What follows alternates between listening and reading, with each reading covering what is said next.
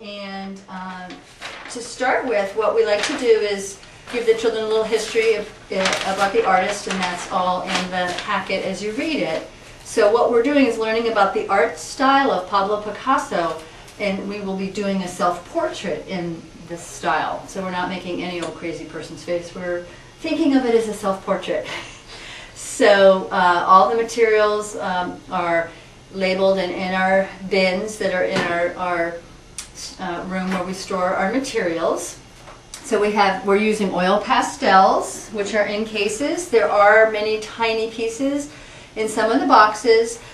We just use what we have. We make notes, reminder to make a note if there's some boxes that are missing many colors or several boxes that are just crumbs.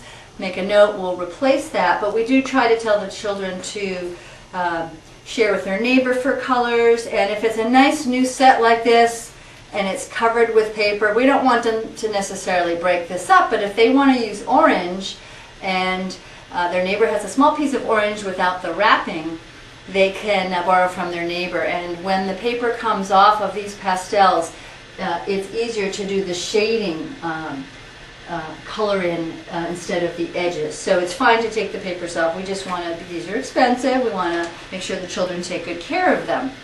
And we are doing our lesson on a black piece of construction paper. That is the main lesson. Also in our bin there are white pieces of paper. So after the main lesson is done and the children finish, if time allows, they can take a white piece of paper and do the same sort of thing and see how it looks different on a white background. So we are using black and white construction paper, oil pastels, and our imaginations. And so, to start with, we talk about Pablo Picasso. He used a lot of creativity, and so some of our examples of his artwork show he took what was normal in people's faces and exaggerated. So on here you can see he did sort of a sideways view of someone's face, and then added another sort of a perspective. On some of these it even shows better. Like over here it's sort of a front view of an eye, but then there's sort of a sideways view of the nose and the mouth. So he was very, very different. It looked as if there was a mix-up. He sometimes added extra eyes or noses, and in this one, he's used a lot of different colors and doesn't really have to look like something. We really want the children to feel free enough to go ahead. In this one, we've got a crazy looking mouth that's green over here, and we have different hairstyles. And so as we look at some of our examples of the art that have been created, we can see that there's a lot of unusual and different perspectives, just like Pablo Picasso. So the thing to emphasize is be a little wild and crazy and do something you haven't done before. So with that said, we will begin. This is, again, we're going to be doing a self-portrait, and we want to fill this paper. The main part of it, we're going to start with a nice big oval. And so we're just going to go lightly, holding it loosely in your hand, because there's going to be a lot of other colors and layers added later. So just not to draw too deeply, but a nice oval to start. And the next step would be to decide, we're going to be making a line down the middle. Do we want to have, this is my profile this way. I could also have a profile this way. So depending on what side I want to be facing, I'm going to be making my line. So I think I'll just go ahead and start and make my profile line to cut my oval in half, coming down with a sort of a nose shape and a couple of lips, and then just down. So it gives the idea of a profile on one side. Then I'm going to be adding some eyes. And remembering, we want to really fill up that paper like I did. And from here, I think, on this one I'm going to try to think my eye, as we look at a sideways eye, we see if we want to make an eye sideways, it looks more like a triangle. So I'm going to make my sideways eye here sort of shaped like that. And then I think I will put an eye, but instead of a cross, I'm going to be a little bit bold. I'm going to put my eye lower on this side, and I'm going to make it like a face-on eye, which is an oval shape. So I'm going to put that eye here. I'm putting my little shape of a pupil in, sort of like that. A little bit crazy mixed up. And we're doing this lightly. We have next to think about our lips after we get the main eyes in. And you know what? Sometimes you could even add, this is a great example over here. The eye is completely sideways, the lips are up here, really crazy and mixed up. In this one, I think I'm going to go ahead and finish some lips going up like this. And then I think I'm going to go ahead and just sort of add some lips over here again, just to be a little bit crazy and mixed up. And then we want to make our hair. Now the hair can be different on both sides.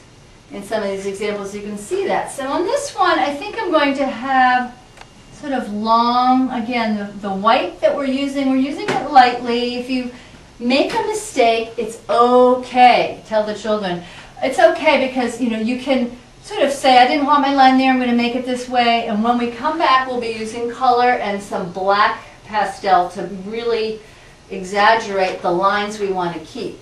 You can see on these finished ones here, we hand those out at the end. The black pastel is separate, not with the colored boxes, which are all the other colors. The blacks are separate. Leave the blacks out. The kids, if they have them, I'm sure will be tempted to use them until the right time. So we use color first and then the black. And I just dropped in a pastel. So again, don't let them freak out if they don't have a line just perfect. Again, using their imagination, and we're looking at, encourage them to keep looking back up here for ideas of the textures, different shapes, and mixing up colors. So the lines I'm making on my hairstyle are a little long and stringy on this side. But on this side, I think I'm going to have it be sort of spikes.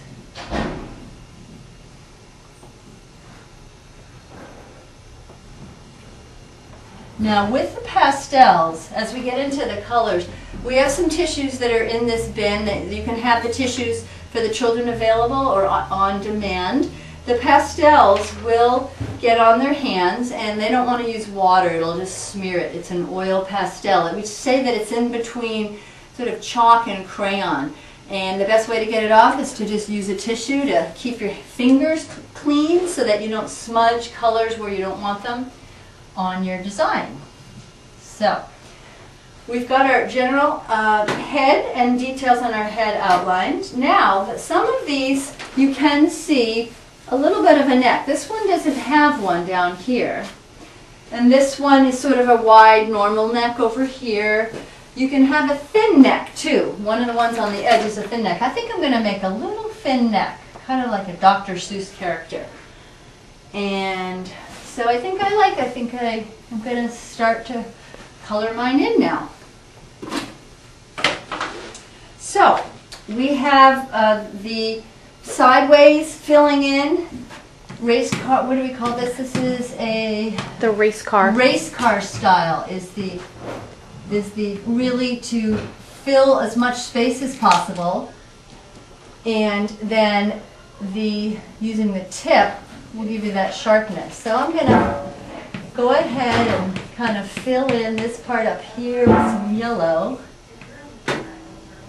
And the thing about our pastels too is you can blend colors. So I'm going to start with yellow on the bottom here, and a lighter color on the bottom with a darker color on the top is generally where they'll see the most results of blending colors.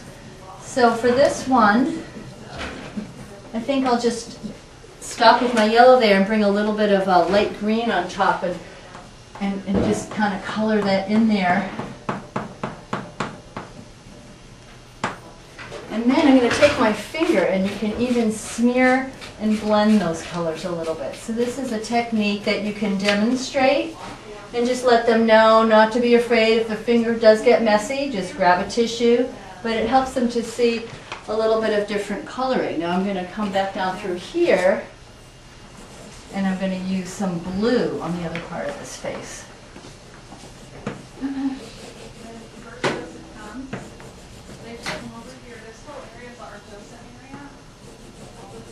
And it's really fun to use colors that are different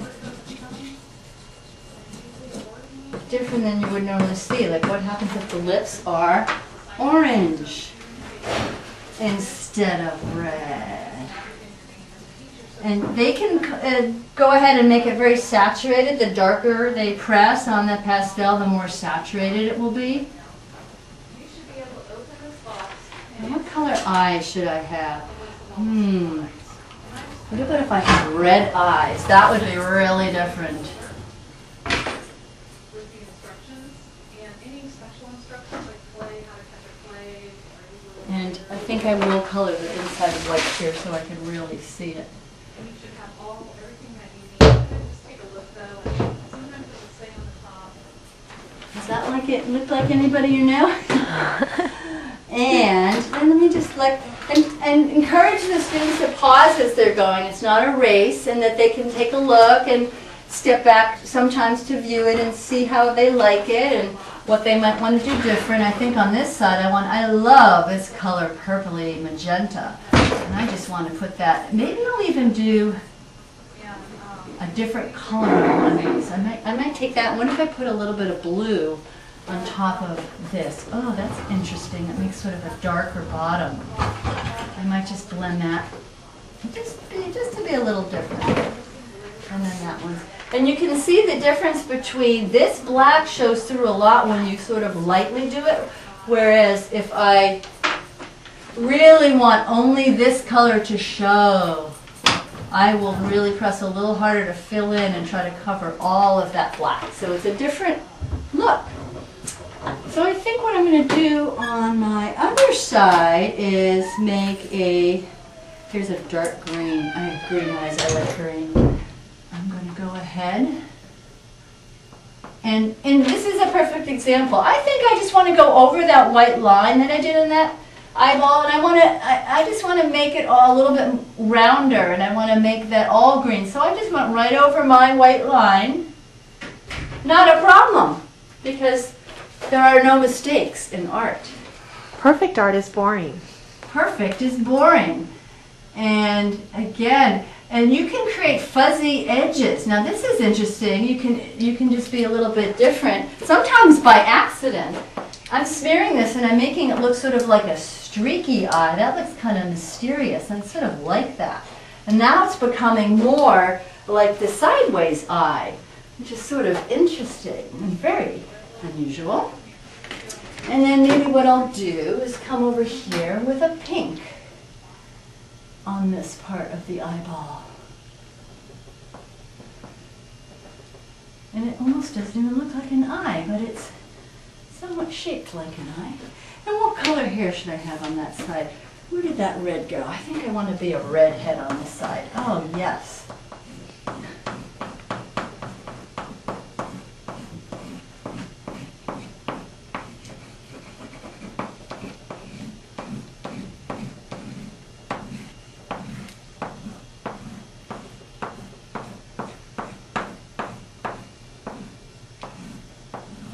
Now, it's interesting because on this example here, there's a black, it's almost like a black face and a colored face. This is colored in, some of these others are colored in. In Picasso over here, there's a black and a light, so it's a contrast. So I think I'm going to choose to leave this part black to just really have a dark and a multicolored face. And then maybe I'm going to make more hair to kind of go over that dark face. Just like that. Okay. now I have to finish up my hair on the other side. And what color? I think I will go with a gold. So for here on my spiky hair, you can see you can keep layering and layering on top.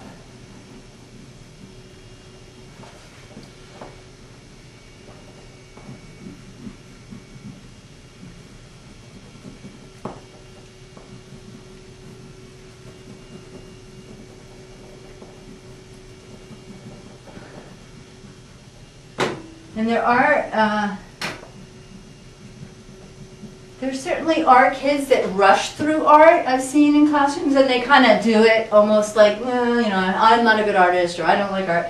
So the helper docents that are walking around and helping the children could always go back and encourage them, not to say that their art isn't good or bad or not a judgment, but just, you know, wow, are you really done? Do you think, you know, maybe you want to color the background and go back through, or maybe you want to try blending some of the colors. So certainly trying to keep them engaged, and, you know, maybe take a second thought of it, and then they could go to a white piece of paper if they felt like they were done. So then once we've looked at it and said, well, I think I'm just about ready. I have all I'm really getting into my hair. I'm almost done, but now I have like yellow